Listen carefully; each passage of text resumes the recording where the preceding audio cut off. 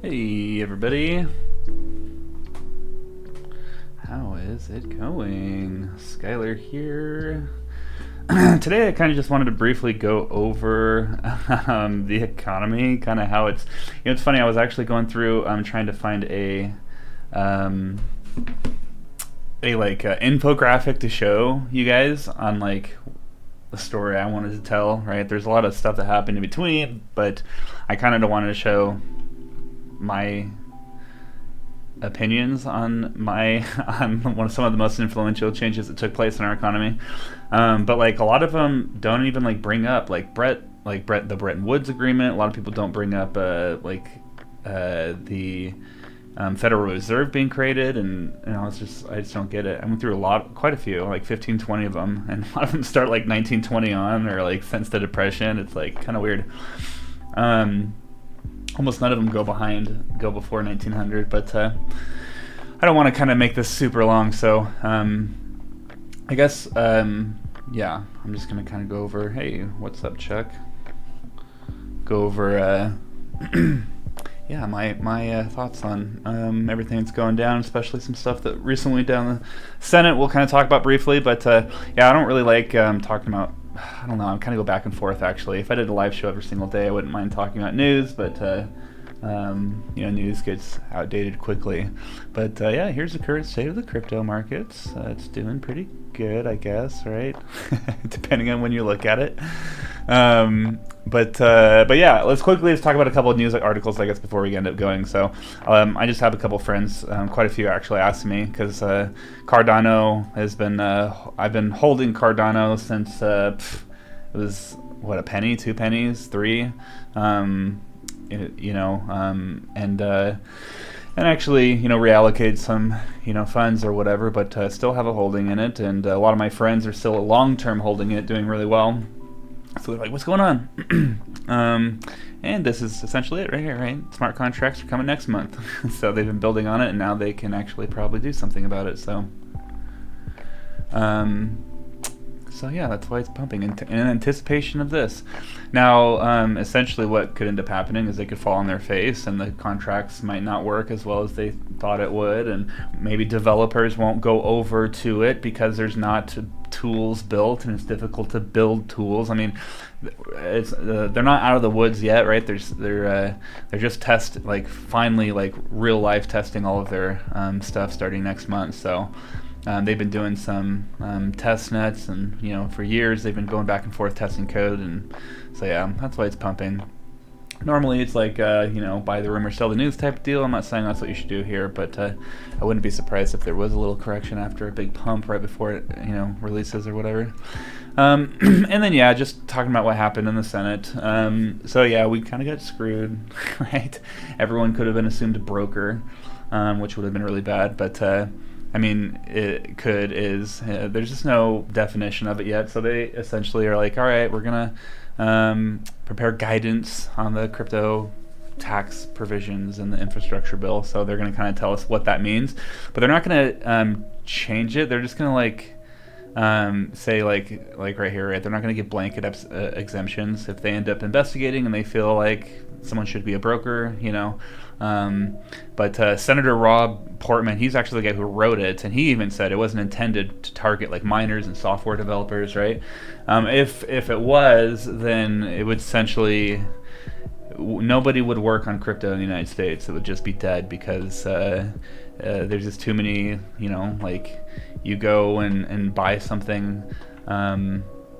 Every single person will need to know KYC. Every single person could be seen as a a broker, right? And people that don't even know each other are going to need KYC and like all this weird stuff. So yeah, they're working on it, and yeah, the Treasury has echoed the sentiment. So I feel like it's funny when this took place, everyone's like, oh my gosh, dude, the Senate's so... And the guy who decided it, he was this old dude, and I don't know, in his late 80s, something like that. And he was retiring too, and he knew nothing about crypto. Couldn't even, probably couldn't even, give a full sentence on what cryptocurrency even is. Yet that was a deciding factor. It's just kind of crazy how the world works, right? a bunch of old dudes that don't even know what this technology is, but they just hear. It's funny. I always think that like senators and all these politicians, they got to be in the know. They're well informed. They have people all around them. They got to have like, but I don't think that's necessarily true. They might be echoing a few of the same. Like, I don't know who really knows this space, and do you think there's a lot of those people helping out the senators, right, that are in the government, right? I don't know. I know there are some, but it's just kind of weird how the way these things work. But anyway, so yeah, so they didn't want to mess up the infrastructure bill. They needed to, inflate the currency, right? Which that's kind of like a love-hate too. It's like, hey, the more you destroy the economy, the better it will be for Bitcoin and gold and hard assets and stuff like that. But on the other end, you don't really want the economy to be destroyed for that to happen, right? So yeah, I know, right? They're clueless. Unfortunately, there's got to be a better way, right?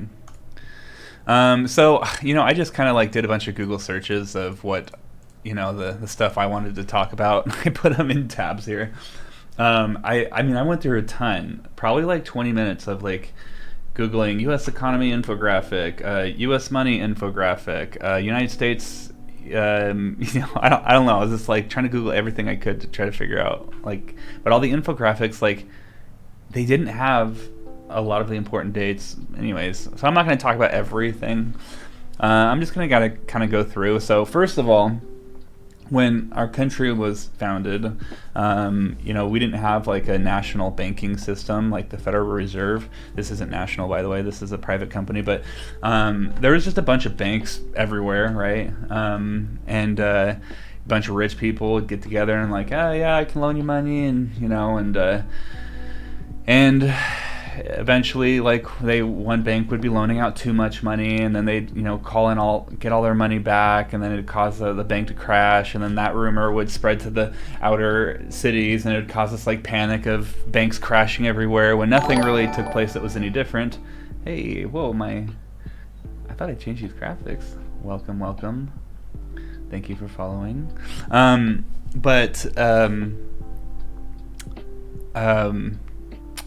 Yeah, so eventually there was a crash a few years back before 1913. I don't know when it was, 1907, I believe. But eventually they were like, hey, we need to like figure out how to, if this place crashes, we need to be able to help them, have some sort of system in place. And so all the big bankers, the big money in the country at the time, a bunch of them got together, and they started meeting about this. And they're like, hey, we don't want the government to have control over this, so we need to figure out some private way that we can have control, but have the government also be a part of it. And essentially this is what ended up happening with the Federal Reserve. But it was not meant to be like this. In fact, if you guys look at the date, really, who signs into law anything right before Christmas, right? This is done late at night. I believe that they changed the bill. No one got to read it, and it was during holiday when a lot of people were gone, and it was kind of shady how they ended up passing this. It'd be interesting to actually see a documentary on the creation of the Fed. But at any rate, this is when privately owned a company came to control our economy, and essentially without, like, the government can't audit them, they can't step on their grounds, and I don't necessarily know how the rules are all entangled, but I do know that they do have power over the government. There are some things that they can do that the government can't really step on their toes when it comes to certain things. So, whatever that is. Like I said, it'd be interesting to find some documentary about the creation of this somewhere. But yeah. Now 1913 happened. Then World War I happened. Went until 1918, and I don't know why I'm putting this in, but then the Spanish flu took place. Right. This is like the COVID 100 years ago. And that happened because everyone was coming back from all around the world, and there was never like a world war before, right? So that took place. And then 1920 happened. That was the Roaring Twenties. And they called it the Roaring '20s because, well, I don't know. This is not really what I'm talking about, but yeah, just a bunch of people started moving into cities. There was more people living in cities than there were in like farms. It was becoming, we had all these new inventions, jazz, right? All that, bootlegs, right? All that stuff was going down during then. And then depression hit. This is when the stock market crashed heavily and crashed the markets. This is exactly, by the way, this is the reason why the Federal Reserve was created, but it did stop the big crashes from happening for a little bit. It was normally crashes happen like every 8 years, 10, 12, 15 years, something like that. So it did stop it a little bit. But this is when we had I should have pulled this up. This is when we had a traditional economy. Then this is when in March in 1933, this is when we actually changed the way that we do our economy into more of a Keynesian thinking, which essentially means like, hey, we're going to let the economy do what it does, but every once in a while we're going to need intervention, right? And so that intervention was ban on gold. So this is crazy, by the way. There's some like awful countries out there that wouldn't do this to their citizens. They thought it was messed up. I mean, this is an interesting thing. Another thing you should YouTube is like there's got to be some documentary on this with some interesting things. But yeah, they said you guys can't hoard gold, right? Essentially, and you need to turn in the gold, and the gold will be, what is it, like $34 an ounce or something like that? I can't remember what it was, but it was at a set price, and all of the money that the United States have had is backed by gold, and so that took place for many years until 1971, which we're going to talk about here in a second. But then World War II happened, right? Ended in 1945. Oddly enough, before World War II ended, though, we had the Bretton Woods Agreement. All right. So what the Bretton Woods Agreement was essentially. It's funny, after they do these, there's always like a big boom of prosperity. It's interestingly enough, right? The Federal Reserve took place, big government control, prosperity for a little bit, and then it crashes because it wasn't done the right way, and so they fix it by something else, and then it's prosperous for a while, and then it crashes, and they're like, don't worry, we're going to add this. Has nothing to do with that, but now it's going to be prosperity for a while. Then a big crash, right? But anyways, it's kind of funny. But yeah, 1944, this is when Bretton Woods happened. Essentially what this is when the world economy got created. A bunch of people got together and they were just like, all right, we just need to be able to support one another. There's a lot more trade going on, right? So yeah, the United States dollar, pretty much everything was pegged to it. If you look at some of the big trade things, like oil, for instance, it was only pegged to the dollar. I think it's pegged to the Chinese yuan now, but I'm not 100%. But yeah, obviously the dollar is, breaking apart. So this is kind of breaking apart. And they're talking about a Bretton Woods 2.0 to fix this, which is interesting. In fact, you can look up, Google Bretton Woods 2.0 IMF. They talk about it, right? But anyway, so this happened in 1944. And then all of a sudden in 1965, well, I'm only putting this up because this is when the French president stood up and was like, dude, the United States is full of crap. They don't have the money. They don't have the goal that they say they do. They're printing too much money, and they started requesting their money back. And it slowly made a bunch of countries end up doing it. And so within 6 years, Nixon took the United States off the gold standard. So in 1971, the United States was off the gold standard. Now, this is where it gets crazy. So, we were $17 billion in debt. See, why does it start in 1929? It always starts during the market crash. Like the Fed creation wasn't an important part of our financial history. Anyways, whatever. But yeah, so we were $17 billion in debt in 1929. Zip up to, I always say 1976 because it's even 200 years, but from when we were created, right, country. But It was 1971. So in 1971, we were $400 billion in debt. So if you notice, our debt, it's going up like, 20 billion per year, right? Sometimes not even that. We're at 6 billion right here, a few billion, And then all of a sudden, we go off the gold standard. And what this meant was the government didn't have to prove that they had the gold backing it. So they could print as much as they want. And all of a sudden, a huge jump, the biggest jump so far, from 398 billion to 427. Don't worry, we only did a couple $1 billion, so was it 420, 432? Oh, no, 458. Okay, another big jump. Don't worry, we'll probably be good the year after, right? Oh, no, 475. Jeez, we're just, and it just goes up and up and up. And so now, 1971 to 2001, right? That's 50 years later. Now we're 27 trillion in debt. It's not even including what we're doing this year, right?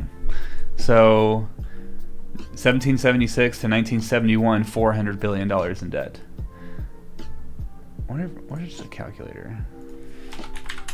I always say it was like 60, 70x. I just guess though. 68x, 70. I don't know. We'll see. Let's take.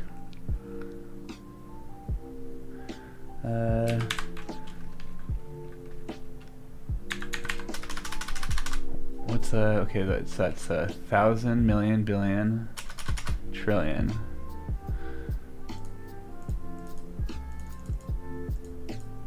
A million billion. I was 100 off.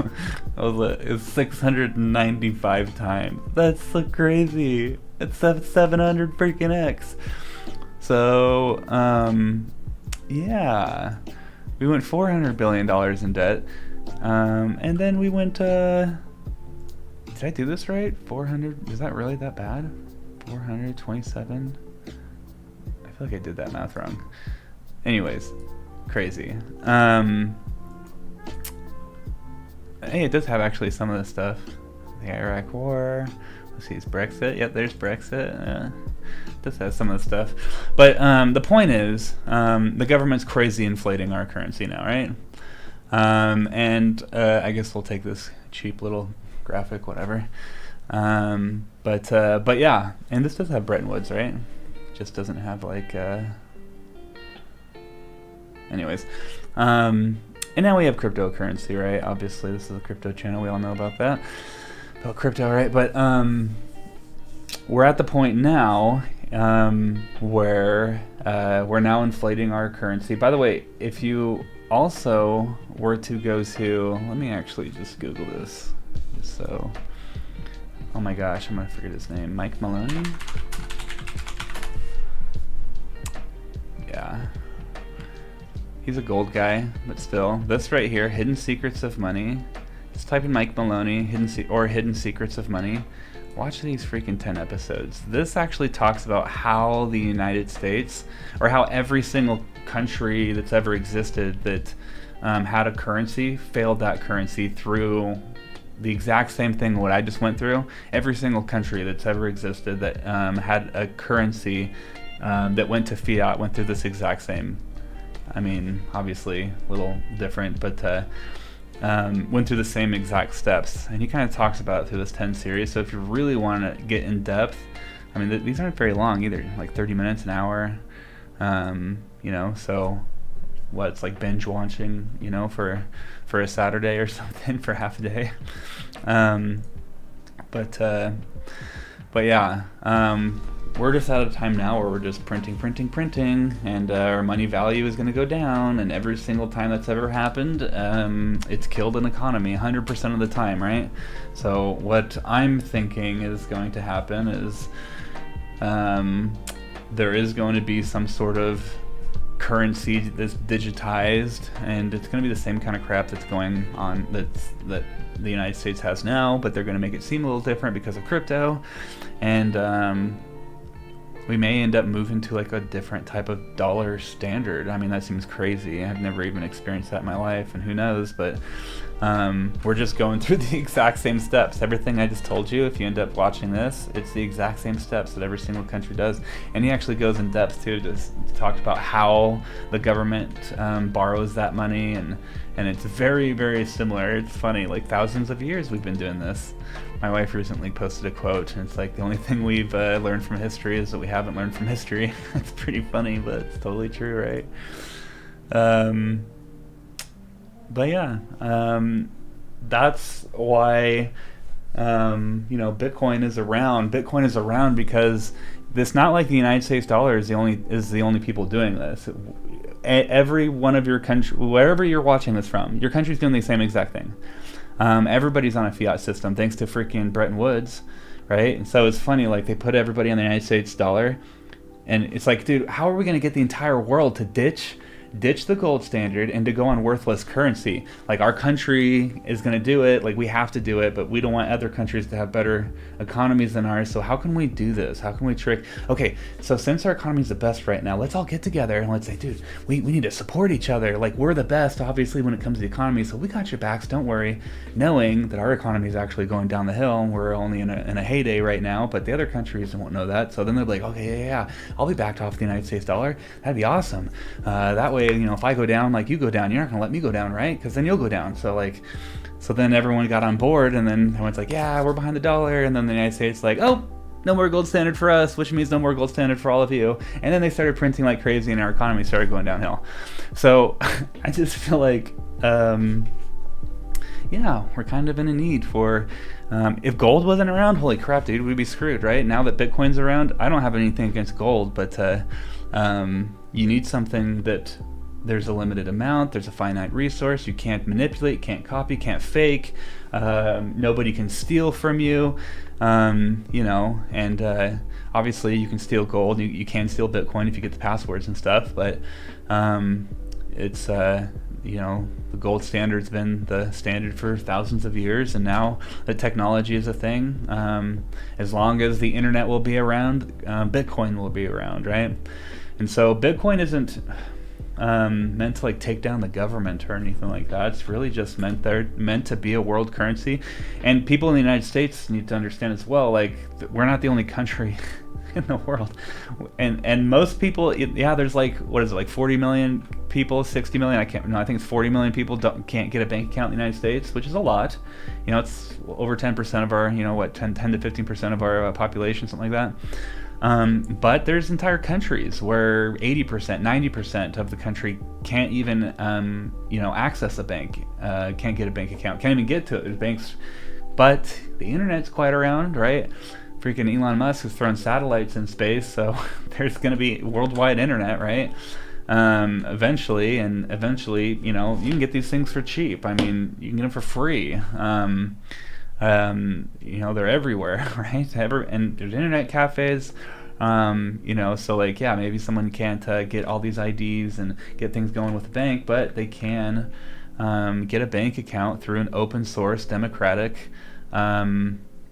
economy called Bitcoin, right? That's accessed through the internet. So it's really funny how people are anti-Bitcoin. It kind of blows my mind, actually, because Bitcoin is here to help not screw over all the people getting screwed over right now. All the people that don't have access to a bank account, it's like, hey, we are now can put the entire world on the exact same economy, and everybody is forced to play by the same rules. So I don't care how powerful you are, Mr. President. I don't care how powerful you are, Mr. China, or whatever the case is, right? China has tried to ban Bitcoin. So has India. So has a lot of the massive countries, and they've failed over and over. The only thing they can do is say you're not allowed to transact with it in our country, right? And when people give me, they're talking about price quotes. It's like, dude, like, it's hard to say. The United States has gone from 400 billion to 27 trillion in the last 50 years. We're adding like 3 more trillion, in this one bill right now, right? I also think it's funny, by the way, the United States is like, oh, Bitcoin is terrorist money, don't touch it. And then they're like, hey, by the way, can we borrow some of that money to help with our bill? It's like, wait, I thought that was terrorist money. So what you're saying is you're willing to accept terrorist money, or we're not terrorist money. It's either the United States is willing to accept terrorist money, or this isn't terrorist money. It has to be one of the two. It can't be both, right? How many times can I say the word terrorist without YouTube getting pissed off at me? But yeah, so it's funny when people talk about Bitcoin. To me, they talk about it like it's yeah, it is an investment to me. But really, like it like what? It's not like if I make a bunch of money off of it, I'm like, all right, screw Bitcoin. If I didn't make any money off of it, I still would be obsessed about Bitcoin. It would suck because, well, I don't make any. I mean, geez, I've been doing this for years, you guys. Do you think I make any money off of this YouTube video? Do you think I didn't made a single penny? No, but I have spent thousands of dollars buying stuff to make these videos and getting better equipment and all this sort of stuff. I mean, I'm not saying like, I'm just saying like I do it because I love it, you know, because I believe in it. I don't do it because of the bajillions of dollars or whatever, but it's kind of cool because you'll get both with Bitcoin, which is nice. But I don't know. I think, you know, when I picture in my mind of Bitcoin, I just picture, so I went to a lot of third world countries when I was a kid with my parents. You know, anyways, there's lots of places I went to where, I mean, they would like I remember going to Bali and the kind of stuff they were able to carve there and stuff and whatnot. I remember I had a Quicksilver hat that was all like dirty and busted, and someone was like willing to offer me this huge like Buddha statue. It was like as big as my chest, and I was just like, dude, this hat was like $8. Like, I mean, it was a hat I pulled out of a, you know, a lost and found bin or something. I don't know, like, anyways, but how cool would it be if somebody made a sculpture and was able to, I mean, hey, I went down to, I live in Utah, I went to Park City, and not even talking about like big name things, that same statue would probably go for a minimum of $800, upwards of, you know, a couple thousand, and the guy was willing to trade it for a, you know, $10 baseball cap. Or how about, you know, you go to these countries that their economies are failing and there's just their currencies just in the streets and they're making like bags out of it. What if that person, I tried to get like stacks of cash and it's really hard. It's like thousands of X over what their currency is worth in order for me to get it.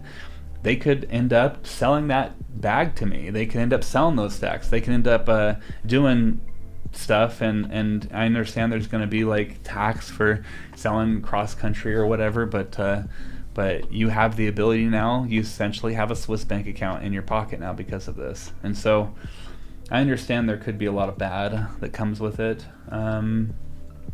if people take advantage of. But there also is there's more bad actually right now still going on with the dollar, with you know, fiat currency. It's weird. They're like, oh, no one knows who you're transacting with. It's like, well, that's why drug dealers like to use cash, because that's a decentralized, I mean, not decentralized, but you don't know who the freak owned it. You can't trace it back. There's no history of that. There is, however, every single transaction. You spend 1 penny or $1 million, doesn't matter what it is, it'll be recorded and you'll be able to see exactly what took place. And yet they're calling this terrorist money or something. I don't know. It's just funny. I don't know. I've kind of given up trying to convince people. I just don't like talking about it anymore. And it's funny. Since 2016 to now, I literally have the exact same vibe from people. It hasn't changed. Like, yeah, there's more people interested in it. But when people are like, oh, what's that? I'm like, Bitcoin. I still get the same scoffs. I still get people like, it's so weird. It's like, what? Like, I don't know. Doesn't make sense. But yeah. In fact, I was gonna make I'm making a I don't know why I had these up. I wasn't gonna show this, but I was gonna make a picture series and call it Bitcoin this is because of Bitcoin. Just post all these pictures because essentially everybody is blaming Bitcoin for everything. So cool. This is all because of Bitcoin, right? Bitcoin's cutting down the trees, Bitcoin's pumping pollution in the air, Bitcoin's lighting our oceans on fire, Bitcoin's putting trash in the seas, Bitcoin's mining to the earth for minerals, Bitcoin's melting the glaciers, Bitcoin's is responsible for overpopulation, right? It's all Bitcoin's fault, right? It's not just global warming. Just let's just get it all out of the way. Everything negative that took place in the world is Bitcoin's fault, and you should always hate it, right? I'm just kidding. Oh, jeez. But yeah, I guess that's it. Let's see where Luxo's at. Ooh, it's at rank 247. What, 12 bucks, 13, 11? I stopped looking at the price every single day. Hey, 1238. This is my favorites, so I don't know why I'm pulling it up, but I'm glad Cardano's doing really well. I know quite a few people who bought Cardano between 10 to 30 cents. A lot of people. I know a few that bought under 5 cents too, so I'm really happy for them. Same thing with Bitcoin, right? When it was at $89, I think everybody in the community, it's not like I'm a whiz, all in. Yeah, I had a friend that ended up selling, what did he sell? Something. It was like 3,000 bucks, and he put it all on Ethereum when it was under 100, when it was at that like $100 range. I was like, dang man, good for you. But yeah, everything's doing well. We'll see what happens. If you looked at my last video, last stream, I go over kind of the price history, but it's just kind of interesting. If you look at the 2017 bull run, the 2014 bull run, how it looks compared to this one, pumps at the beginning of the year, takes a dip for a few months, around April, then around August, September, October, it starts pumping up again. It's like, looks very familiar. But yeah, I guess I'm gonna end the stream right here. 32 minutes. Before I go, I keep forgetting I gotta shill my stuff, right? I have a Discord. Whatever. I keep forgetting about that. I'll show you guys that later. Let's see. Skystruck Live. If you just type in Skystruck Live, I'm switching all of my videos, my live streams to this one channel. And I'm trying to find somebody I could do like a weekly, so me and them can go over things together. I feel weird just talking to myself all the time. And I watch podcasts when there's 2 people on it, and I'm like, who could be that person? But yeah, if you could subscribe to this, once I get to 100 subscribers, I can start streaming from my phone, and so I can be like walking around. A lot of times, like, anyways. And then I can stream all the time on this channel and not really give a crap. I recently got told by a big YouTuber that I'm destroying my channel by streaming more than I'm making videos, and the YouTube algorithm doesn't like me, I guess, or whatever because of it. Anyway, yeah, I guess that's it. Super appreciate you guys.